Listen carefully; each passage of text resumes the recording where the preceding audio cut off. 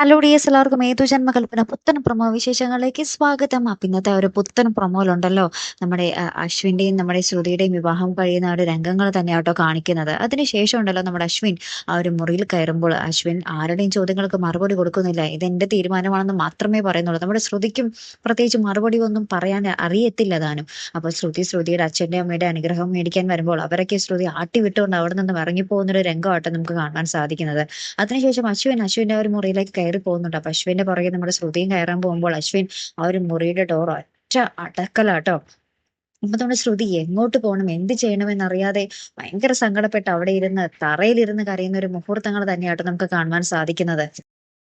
ഭയങ്കര ഒരു എന്താ പറയാ, നമുക്ക് തന്നെ ഒരു സങ്കടം തോന്നും കേട്ടോ. എന്ത് ചെയ്യണം, എന്താണ് തന്റെ ഭാഗത്തുള്ള തെറ്റെന്ന് പോലും മനസ്സിലാകാതെ നമ്മുടെ ശ്രുതി ഭയങ്കരമായിട്ട് സങ്കടപ്പെട്ട് നിൽക്കുന്നുണ്ട്. അതിനുശേഷം നമ്മുടെ അഞ്ജലി നമ്മുടെ ശ്യാമും കൂടി ഒരു മണിയറയൊക്കെ ഒരുക്കുന്നുണ്ട്. അപ്പൊ നമ്മുടെ ശ്യാം ആണെങ്കിൽ ആ ഒരു മണിയറയിൽ പോലും ആ ഒരു മരണത്തിന്റെ ഗന്ധമാട്ടോ വിരിക്കുന്നത്. നമ്മുടെ എന്താ പറയാ, അശ്വിനെ കൊല്ലണം എന്നാണ് ഇപ്പൊ ചിന്ത. അശ്വിനെ കൊന്ന് നമ്മുടെ ശ്രുതിയെ സ്വന്തമാക്കണം എന്നുള്ള ഒരു ചിന്ത മാത്രമേ ഉള്ളൂ കേട്ടോ നമ്മുടെ ശ്യാമിന് ഇപ്പോൾ.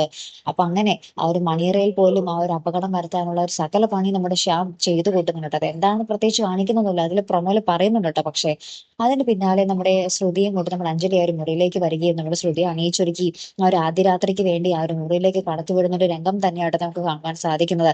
അപ്പൊ ഇനി എന്തായിരിക്കും അവിടെ സംഭവിക്കാൻ പോകുന്നത് അല്ലെ? നമ്മുടെ അശ്വിൻ എങ്ങനെയായിരിക്കും നമ്മുടെ ശ്രുതിയെ സ്വീകരിക്കാൻ പോകുന്നത്? ഭയങ്കരമായിട്ടുള്ള ഒരു ട്വിസ്റ്റ് തന്നെയായിട്ട് നമ്മുടെ ഏതോ ജന്മകൽപ്പനയിൽ വരാൻ പോകുന്നത്. അപ്പൊ മറക്കാതെ കാത്തിരിക്കാം. ഇതുപോലെ പ്രൊമോ റിവ്യൂസിനും എപ്പിസോഡ് റിവ്യൂസിനും ഒക്കെ നിങ്ങൾ മറക്കാതെ ചാനൽ സബ്സ്ക്രൈബ് ചെയ്യുക. അടുത്തൊരു വീഡിയോ വരുന്നത് വരയ്ക്കും ഗുഡ് ബൈ.